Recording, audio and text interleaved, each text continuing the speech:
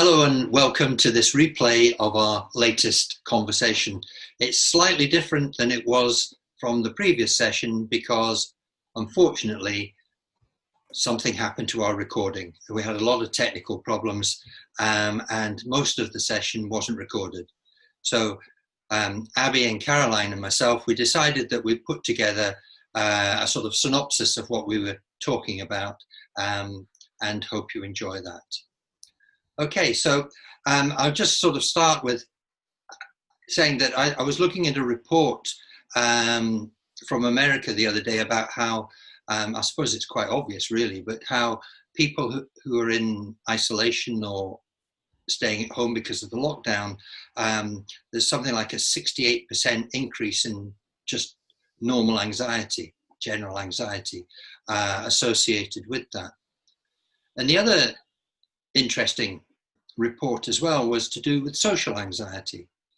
Now, for those people that are not quite sure what the difference between social anxiety and perhaps ordinary anxiety would be, is social anxiety could be referred to as the fear of judgment. It's basically social situations, meeting people, going to places, talking on the phone, whatever it might be.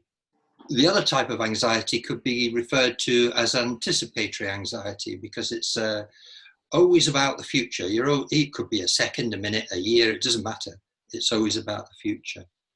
The report onto social anxiety was looking from the hypothesis that actually with lockdown, social anxiety would decrease because you wouldn't have to go and meet people, you wouldn't have to see people. But what they found is that that's not actually the case. There's been an increase in social anxiety because of all of the online bits, the coffee with friends, the Zoom meetings, the doing homeschooling, whatever it might be, even a greater interaction with people. So, and on top of that, that's also increased the anticipatory anxiety.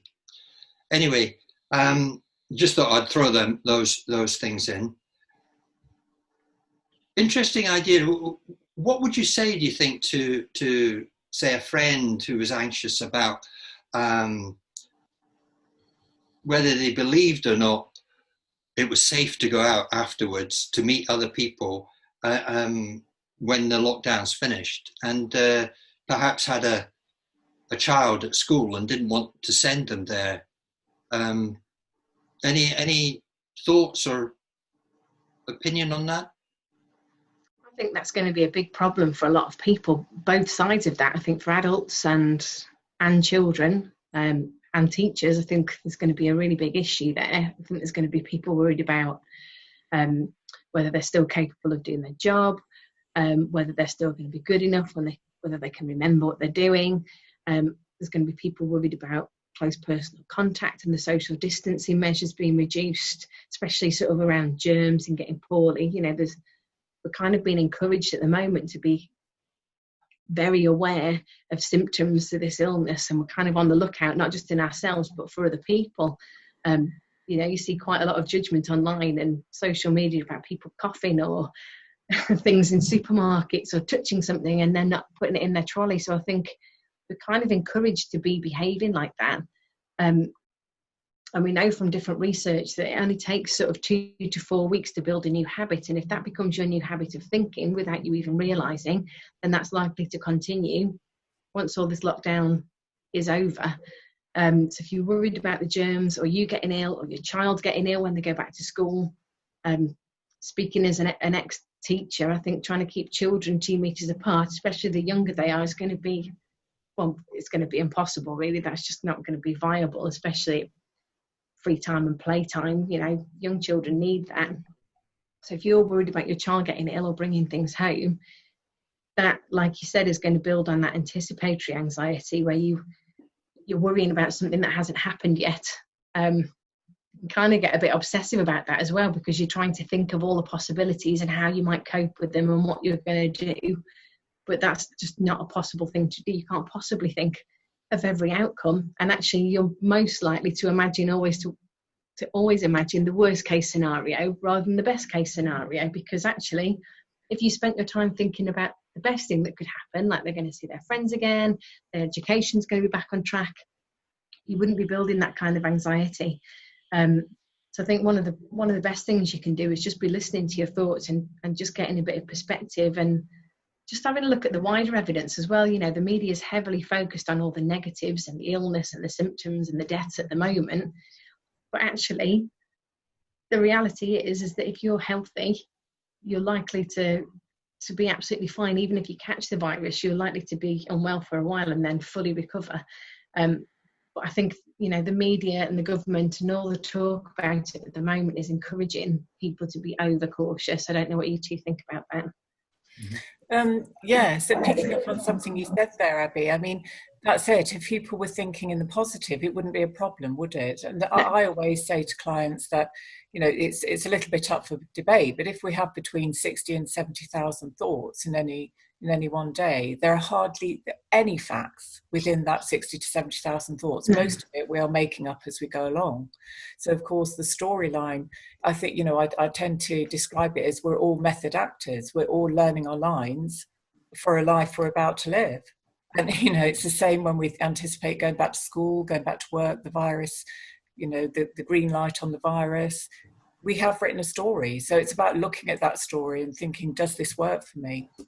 Yeah, that's right. Sorry, because there is no script for life, as you say, Caroline.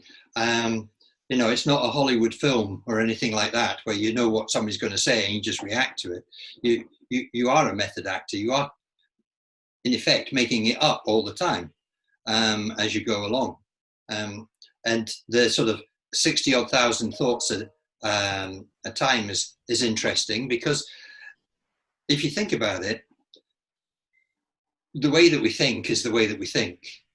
And so if we have a sort of propensity to feel anxious or feel worried, or actually if we are totally positive all the time, or we have helpful thoughts all the time, then every single one of those 60,000 thoughts in a day will either wholly or partially reflect the way we think. So imagine telling yourself 60,000 times a day, I'm feeling anxious, I'm feeling worried, what's going to happen? You're just sort of going to sort of hammer it. It's just as easy to say, well, yeah, okay, I'll do what I can do, and have that mindset and tell yourself that each day. You know? I think I said last week, and I can't remember whose quote this is, but 5% of life is what happens to you. 95% is how you interpret it or how you respond. And I think that's really important. It's never the event that makes you feel anxious. It's not the situation that is making you feel anxious. At the end of the day, you know, most of us are sat at home where we're perfectly safe, but it's the thoughts that you're having and how you're responding to that that's making you feel a certain way. And if it was the lockdown that was really making people anxious, then everybody would feel the same. And they don't. There's some people that are absolutely making the most of every opportunity in this situation, and they're not feeling anxious at all. They're loving their time with their family. They're learning something new. They're making plans for when this is all over. There's lots and lots of lovely things going on at the moment, and those things are in the news as well. And I think there's a lot more, especially on social media, that are not being reported. There's some brilliant things happening out there at the moment. But if your focus and thinking is on all the negatives and how terrible it is and how it's making you miserable, then that is all you're going to see. Yeah. Now, Andrew, you were explaining about cognitive bias on the talk last night, weren't you? Yeah, cognitive bias, confirmation bias, these types of things. For those people that don't know, is basically something that reinforces the way that we think. So we start to notice things as we go along that support our view of life, and our view of life is determined by the way we think. And so if we think that something's going to happen, we become sort of hyper vigilant to look out for signs of whatever it is. An example I use sometimes, which is quite, well, I find quite interesting. If you've ever bought a car then you start to see that make and model and colour all over the place, because you've not thought about it before. And you might think, oh, well, that's, everybody's got it now. But actually what it does is reinforce your own opinion that it's a good thing, because if you bought a car, then you tend to think it's a good thing that you've done, and the type of car that you bought is a good one. And then you start to reinforce that feeling by seeing it around. So that's sort of like confirmation bias. One thing that I talk about with my clients is a spotlight. So when you go to a theatre or a concert, to think about the job of a spotlight. It actually has two jobs, and most people really struggle with this. The first job is obviously to highlight a small area or something small on the stage, but the other job is to put the rest of the room in complete darkness. And your cognitive bias works in the same way. You're that spotlight, and you're only seeing things that fit in with what you believe. So just a really simple example of that is, if you're scared of dogs, if you think that dogs are scary, every time you see a dog, you're only going to see the evidence and information that fits into that belief. So the sharp teeth, that they're barking, they're panting, their claws. But actually, if you look for wider evidence, if you look beyond that, the dog's probably walking quite happily at a lead. Why would people keep dogs if they were that dangerous and scary? There's probably been a puppy or a dog that you've come across in your childhood or past that you thought was okay. Your friends all love dogs. If you start looking for the other side of the coin, there's actually a lot of information that your brain doesn't acknowledge because it doesn't tie in with what you think. So that's something really useful to do if you start feeling anxious, whether that's about other people or just in general, is to just question your perspective and just consider the evidence you've got and whether there's alternative evidence that you might have missed. And sometimes to write that down can help as well, I think. Just challenge your thoughts and your evidence a little bit. Yeah, because I think that you always look at whether your thinking's past its sell-by date, don't you, Abby? Do you know what I mean? Whether it's still relevant? Definitely. Because we tend to stick with the same thinking pattern. I mean, you were mentioning, what were you saying? 95% of life. How did you describe it, Abby? 5% of life happens to you. 95% is how you perceive it. Yes, and I think when we discussed that last week, I said that 95% you're talking about is set in stone by the time we're about around 35, the age of 35. Most of our thinking is just set, unless, of course, we choose to challenge it and interrupt patterns. So, which we don't, because we don't ever think about our thinking, really, and we're not taught to challenge our thinking either. It's not something we learn in school about, helpful ways of thinking. It's just something that we assume is part of who we are and that we can't change. And actually, that's not true. And I see that time and time again. And people that struggle with anxiety, whether it be social anxiety, anticipatory anxiety, I think that's quite a difficult concept to believe because they feel so powerless and out of control over it that it's hard to believe that it's something that they can change. I'm sure you two come across that as much as I do. Oh, yes. I mean, it is. And that's the problem with lots of people. It's a sense of, well, it's just the way I am. I can't do anything about it. I've always been like this. So therefore, think I'm always going to be like this. But for as you say, 95% of everything is a sort of learned behaviour in a sense, the way that we react to something. I was going to say, I think that's quite an important point because we're actually having to have fresh information in our heads, aren't we? Well, we go through the virus, we're having to learn new things, we're taking on new routines. And a good way of maybe looking at this is if we think about something as mundane and ordinary that we don't have to think about anymore, such as cleaning our teeth, we're not writing a post-it note, are we, the night before, putting it on the side of our bed, or remember to clean your teeth in the morning. We might do that with a 6-year-old child, but pre the virus, we were all very much in our little comfy routines, weren't we? And now we're having to take on a lot of new information. So I think that's creates anxiety, doesn't it? I think that's where people are going to struggle with the social anxiety as well, because we kind of live by this set of rules, don't we, about how to fit in with society, how to fit in with your family, how to behave with your friends, and all of a sudden the rug's been pulled from underneath us because none of that exists anymore. There's a total sort of social readjustment and people don't really know what's expected anymore. So we're all we're all sat in isolation, wondering what it's going to look like to fit in either to this new digital virtual world or when we get back to things, because we all know that they're not going to go straight back to normal. It's not just going to return to normal overnight. And I think that's where the anticipatory anxiety comes in as well. People are worried. That's the idea of, sorry, Abby, that's where this idea of perspective comes in. Because if we sort of, whether it be the social anxiety, anticipatory anxiety causes us to look for more anxiety, we can either have the idea that, oh, everything's going to be terrible, it's going to be awful, woe is me sort of idea, or we can sort of change the perspective and look at it in a different way. Well, yeah, things will be different. Even if it's for a relatively short space of time, things will be different. So it's a bit of an opportunity in a way. I mean, it could be an opportunity for a very simple thing and a very practical thing, that perhaps you've never had time to do something, to learn something. So now maybe you can. Or it's been some time, because a lot of things are now free online and so on, that perhaps you never thought, well, I can't afford it, I'm not going to be able to do this. Then you can change it. So you're changing your perspective a bit.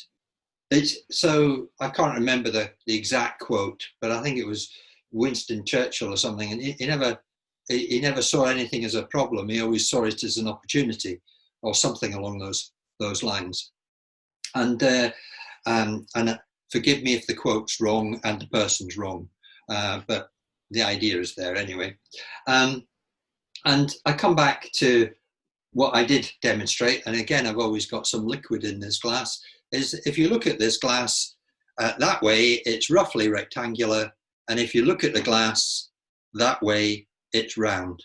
But it's still a glass. It's still, you just change the perspective of it. And it's actually relatively easy to change a perspective, and a very daft way that you could do that is just imagine you're talking to somebody, and as you're talking to them, maybe you feel your social anxiety getting stronger, whether it be online or when you can do it face to face, well, in person. If you just stay in the same position all the time, in the same way,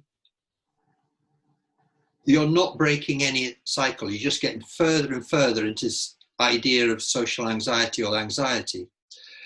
If you're standing there, just take a step backwards, take a step sideways, swivel around in your chair, do something different, change your position.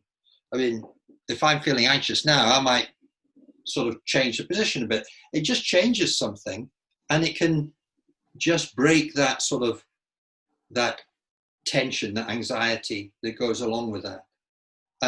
It sounds a bit daft, it sounds very simple, but it is something that can help. Sorry, Andrew, I was just thinking back to you saying about an opportunity. The other thing, of course, is, you know, an amount of social anxiety is pretty normal. You know? So people can overanalyze it, can't they? But if they were using it as an opportunity, they're actually listening to people, they're attempting to get on with people, they are sort of recognizing that there are certain, I don't know, certain ways of behaving. So, for example, the coronavirus has been quite a good one. You mentioned all the old people flocking to the garden centres, Abby, last night, didn't you? Yeah. Teenagers in parks, but actually, you know, positive awareness of other people and other people's feelings actually opens up opportunities for us. I think it depends on your pattern of thinking, doesn't it? You're either going to be that person that is seeing this as an opportunity and you're having positive, powerful thoughts, or you're not. You're going to be that person that's feeling out of control and helpless and in despair.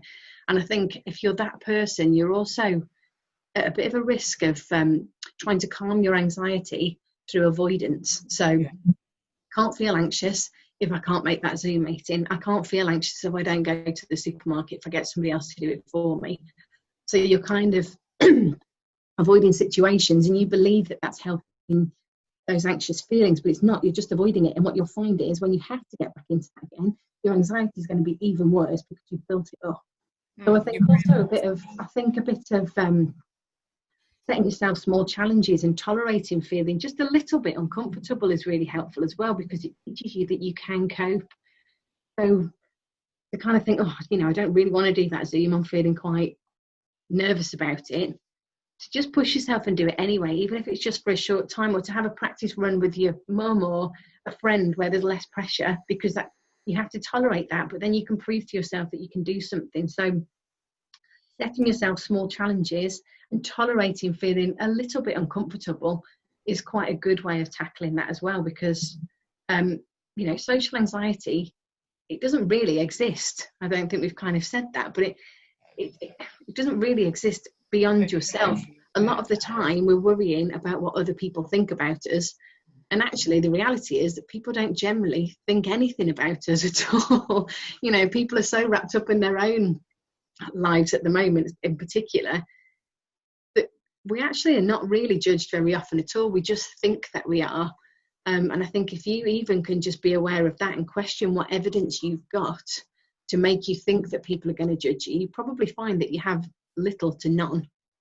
Yeah, well, there's I've talked to people before that had quite a lot of social anxiety, that fear of judgment. What will people say or do in certain situations in regarding to that individual?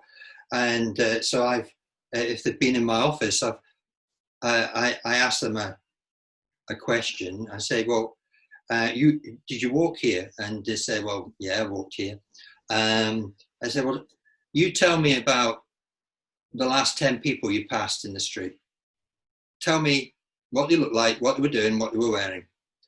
And by and large, unless they know that person, they normally can't do that. And I said, well, then it tends to be the other way around. I mean, people don't see you, don't notice you. So if you think they may be staring at you or looking at you, well, you've got to look somewhere. And secondly, they may be looking past you because they're looking at the bus that's coming along.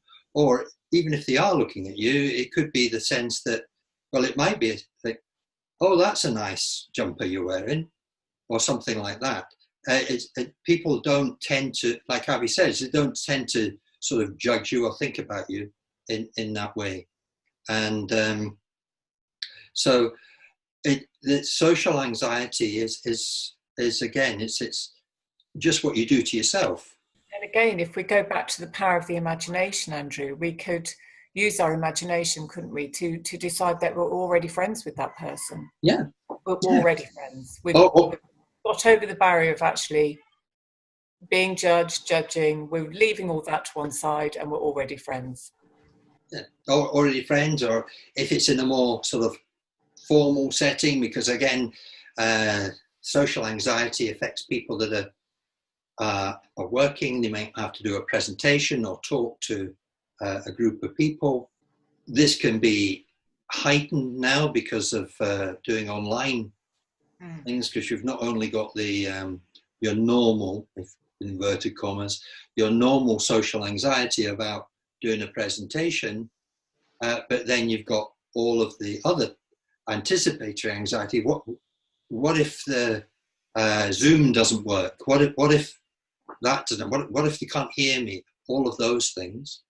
In a situation like that, if you're giving a presentation about something, 99 times out of 100, or probably a lot more than that, it's because you know something. So you just have to tell yourself, I know this. This is my stuff. And in fact, I don't know if you know what the definition of an expert is, but the definition of an expert is somebody in a room that knows more than everybody else in the room. It doesn't have to be a lot. It could just be anything. And so if you're giving a presentation, you probably know more about that thing. Just because you've genned up on it, you've got it prepared, than most of the other people in the room, because that's why they're there, to hear this. And so you can just say things like, positive self-talk, I suppose you could call it. I could do this. I know my stuff. I just want to point out as well that, you know, social anxiety isn't just about groups of other people. I think we quite often worry about being judged by people we care about as well, or people that are close to us, family, friends. And I think people might argue that those people are more likely to think judgmental thoughts about them. But actually, again, how much evidence have you got? Even if somebody said something once or twice, does that mean that they mean it in the same way that you've interpreted it? I doubt it. You know, it's very unlikely. And the other thing that we can be quite socially anxious about is people that we think are in authority, whether that be, I suppose at the moment, store management of the supermarket. Are they watching to make sure you're going down the aisle the right way and keeping your social distance? It might be the police. You know, am I going to get pulled over for driving to pick up my shopping, or am I going to get caught out for going for a walk in the countryside? You can kind of worry about that authority aspect of it as well, which I think in the current climate is a big one, probably bigger than normal, isn't it? Worrying about what other people think that we care about, and the authority aspect of it as well. And I think, Andrew, you started off by talking about America. And I think looking at the difference to how America are responding to authority at the moment and how the British are responding is huge. Now, that's probably, admittedly, the media blowing it out of proportion when you look at all of these protests and things that happen in America. But they're really fighting against the authority and the advice. So they're being told to stay at home, keep a social distance, and they're not. They're really fighting against that. Where actually, largely, over here, we are being obedient to authority. We're staying at home, we're doing as we've been advised and told, bar the odd few. And I know I mentioned about teenagers yesterday. Teenagers seem to be getting a hard time for still going to the park in groups. But actually, I feel like that's quite targeted because, you know, there's still groups of old ladies getting together at garden centres, and they're the ones that definitely should be at home when they're in that sort of 70 plus category. And cyclists, we've got quite a lot of psychopaths around us, and there's things on Facebook there where groups of cyclists are still getting out and going together without any regard for social distancing. So I think there's certain groups that are being targeted at the moment that's not actually in perspective with the reality of the situation. Yeah, also with that sort of just in the areas you're talking about, it will probably have a different meaning in different parts of Europe, in the sense whether the rural or urban areas, and also ultimately, I suppose, how quickly some of these areas come out of the restrictions, because maybe initially one size fitted all. As we get on, it won't be. The more rural areas, the more isolated areas, maybe island communities where they've had little or no incidents of COVID. Would there be a need still to be in lockdown? Obviously, the moving into those places from others would probably not be allowed, but things change, and the anxiety can happen as well, increasing your social anxiety and also the anticipatory anxiety, as if you start to compare what's happening. And initially, when this was going on, people were comparing. Well, this is happening in Italy, this is happening in France, this is happening in China. Why is it not happening here? We're doing this, they're doing something different. But it's really not a good idea just generally to compare, because you're probably not comparing like with like. Well, you're not, because it's a cultural thing, isn't it? A lot of the time. Yeah. But you're thinking there are X number of people that are ill, or X amount of companies are not doing this. So therefore, we just look at the top line. We don't look at the other bits, but that makes us anxious. I suppose what you're saying there, Andrew, is it's taking something out of context, isn't it? Yes, yeah. And we do that all the time. And generally we do that if we have anxiety, we have social anxiety, we're often just getting a tunnel vision. One of the the bits about the report that I mentioned in America earlier on is I was thinking, well, what was the sample that was used, and where did the sample come from? Well, it was in all urban areas. So if you're in a rural area and there's hardly anybody around you or something like that, and you're used to being in a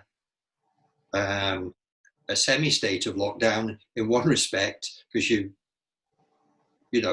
spend more time at home, perhaps, I don't know. Are your levels of anxiety as high as they would be perhaps maybe in an area where you're used to going out every night, you just nip to the shops, you just do all of that? Whereas if you're perhaps in a more isolated area, you've got to plan things in a better way. If you run out of milk, you can't just sort of drive 10 or 20 miles to get a pint of milk. I suppose that comes down to how in control you feel. If you're in that situation most of the time, this isn't going to change how in control you feel, because that's just your pattern of thinking normally anyway, isn't it? It's that change and readjustment, and the bigger that is, the higher the anxiety is likely to be. And you were just talking there, and I was thinking about sort of children going back to school as well, mm-hmm. and how, children have spent all this time readjusting to working at home and being with their parents and not being able to see their friends, and how much of an impact that's going to have when they do have to go back to school. But I also was thinking that I think a lot of that's going to be down to how their parents respond. That's right. A lot of this is going to be sort of learned behaviour. If you're feeling quite anxious about your child going back to school, or getting ill, or getting close contact, or whether they've learnt enough at home, whether their teacher's going to judge you for how well you've taught them while they've been off, all those things. If you as a parent are worrying about all those things, your child is going to be worried about those things too.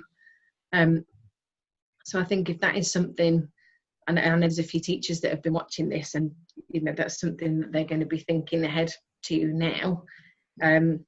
It's about getting the parents to think in a bit more perspective to reality as well, and just getting them to speak to their children calmly and sort of say, well, what are you looking forward to? And, you're looking forward to seeing your best friend, you've not seen them for ages, what are you going to do when you see them again? And getting them to look forward to things, getting the child to look forward to things. But I think if you're doing those things as an adult and reducing your own anxiety, your child does pick up on things like that, whether they're 5 or 15. They will see those patterns and learn them from you, and you'll be able to talk about them in a much more helpful way as well if you're managing them yourself. I think we sort of covered most of the things that we talked about yesterday, and we can maybe wind this up now.